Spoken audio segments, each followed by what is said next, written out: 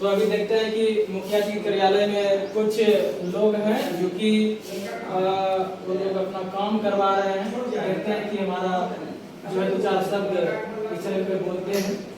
चलते हैं, आइए।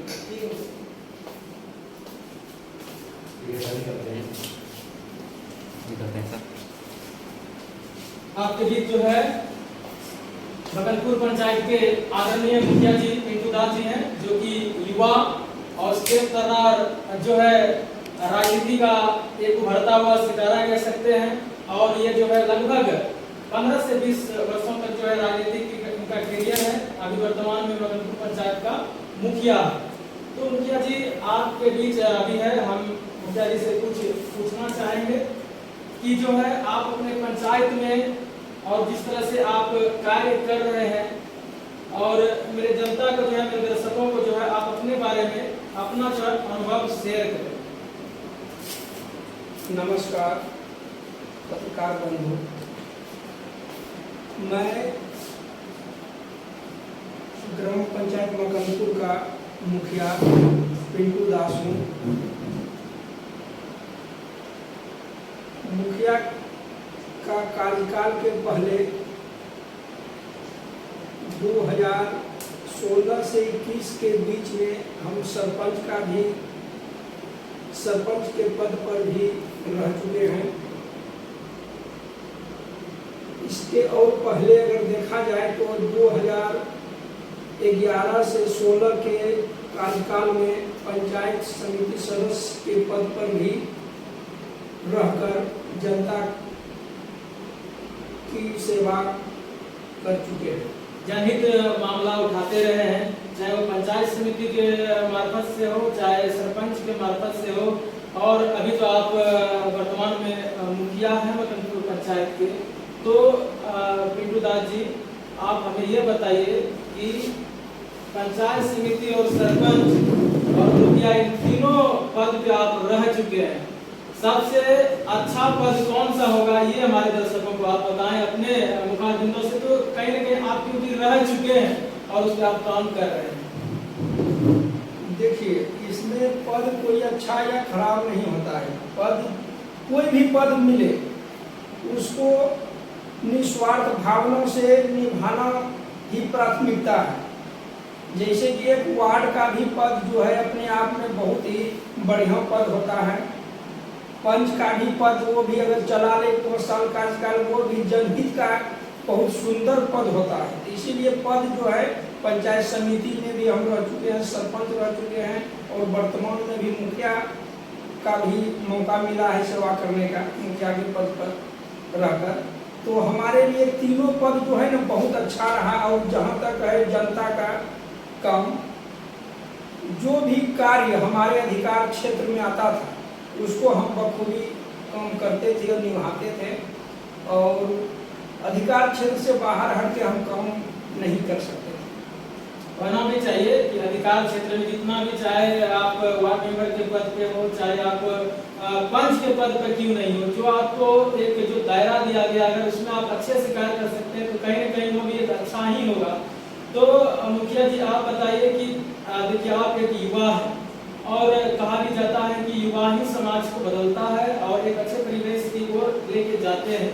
तो आप अपने पंचायत में जितने अभी आप कार्य कर रहे हैं, युवाओं के लिए कोई कार्य है तो बताएं कि ताकि जो है यहाँ के युवा भी इससे जागृत हो। देखिए, हमारे युवाओं पर ही देश का भविष्य निर्भर करता है। सर्वप्रथम युवाओं को अपने करियर पे ध्यान देना चाहिए, क्योंकि पढ़ाई लिखाई का एक टाइम होता है, एक समय होता है। पहले अपना शैक्षणिक जो भी है योग्यता उसको हासिल कीजिए। उसके बाद परिस्थिति को देखते हुए, अपनी योग्यता को देखते हुए युवा अपना करियर को चुन सकते हैं।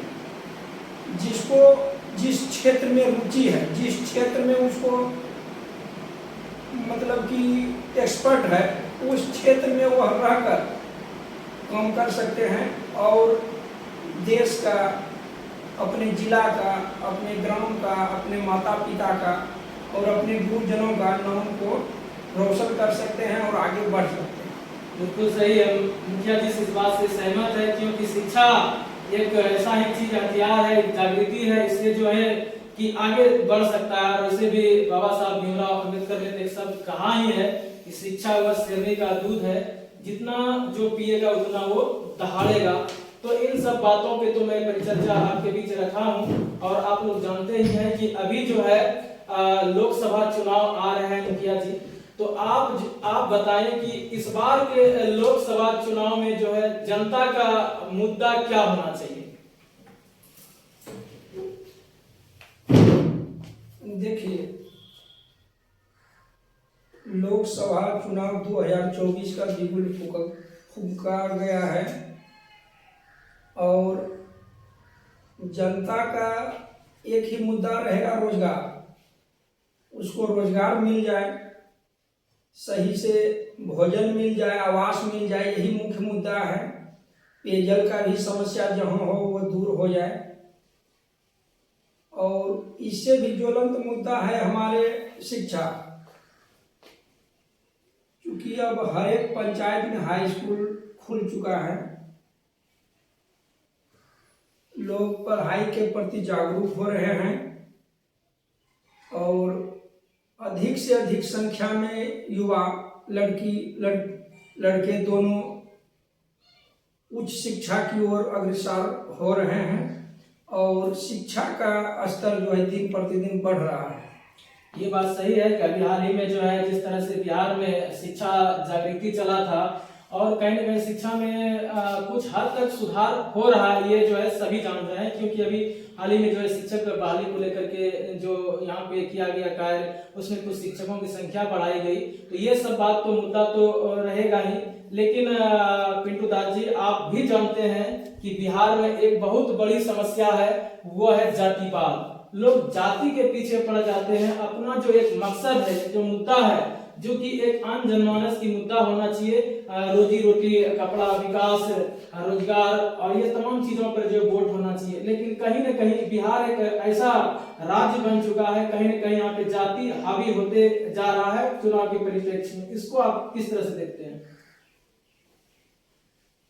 जाति आधारित वोट तो अब समय अनुसार पड़ता ही है, लेकिन जनता जो है विकास के नाम पर वोट देते हैं और जिस क्षेत्र में जैसा विकास होता है उस क्षेत्र में उस आधार पे पब्लिक को भी उस तरह का बेनिफिट मिल जाता है।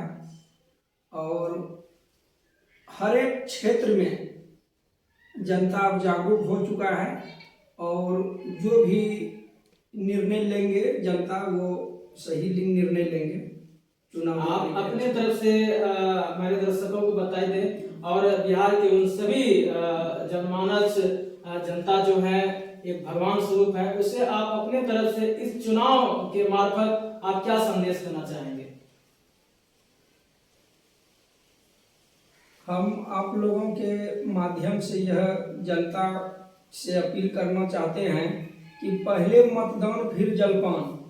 तो सभी जनता को अपने अपने मताधिकार का प्रयोग करना चाहिए, उसके बाद जलपान करना चाहिए। कोई भी व्यक्ति मत से नहीं चूके और अपने मताधिकार का अधिक से अधिक संख्या में प्रयोग कीजिए और अपना नेता को चुनिए।